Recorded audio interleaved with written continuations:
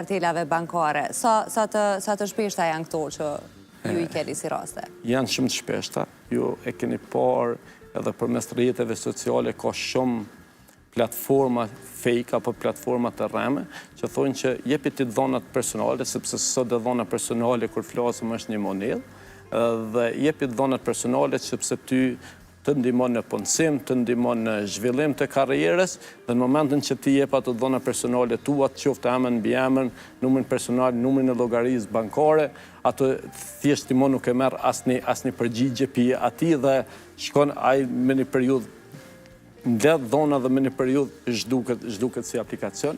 Ne kemi memorandum bashkëpunimi me policinë e Kosovës, për arsye që ne i quajmë këto krime kibernetike të cilat ndodhen, por tek ajo që ju Bleron pyetet, ne faktikisht kemi një platformë që ambasada amerikane na ka sponsorizu apo thjesht na ka ndihmu që me detektu rrjedhjen e dhonave të cilat ndodhen, dhe është fat që ka shumë rrjedhje dhonave përmes kartelave bankare. Ne jemi në fazën e inspektimit në sektorin bankar dhe del që shumica e rrjedhjeve fytyrëve të dhonave ndodhin nga vetë klientët.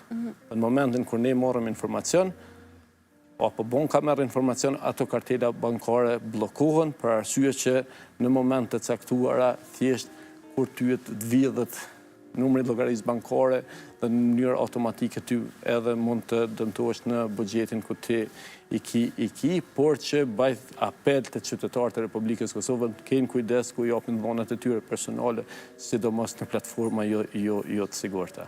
Sepse ndodh shpesh herë që vetë ne si qytetar bim prej dhe domin faktikisht e kemi shkaktu vetë, atëherë kjo kalon më në vepër penale. Personalisht s'ke ra prej ndonjëherë kësaj? Deri më tani jo. Deri më tani jo.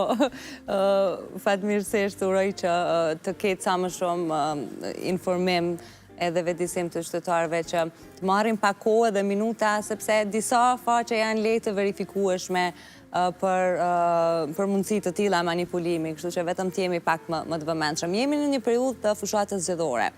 Nëse marketingu i drejt për drejt, pra siç e quajtet i egër i mënyrës që përdorin kompanitë për të shitur produkte, a ndodh njëjtë